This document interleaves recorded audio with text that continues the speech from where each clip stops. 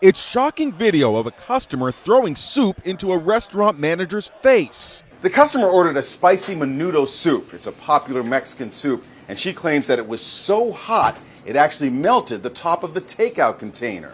The incident happened in Temple, Texas. The manager, 24-year-old Janelle Broland, says the woman first called to complain. And I, of course, offered her like refunds and was trying to get her either a replacement meal or just something completely different if she wasn't in the mood for soup anymore.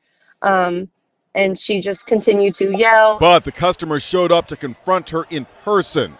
Surveillance video shows the customer pointing to the melted plastic lid. She just still continued to yell, make a scene, and still cursing with, families and other children in the restaurant. And that's when I said, ma'am, you either need to calm down or leave, or I'm going to be calling the police. And I said, ma'am, I can still help you and get you something. I just ask that you don't yell and cuss at me. And that's the moment she threw it at me.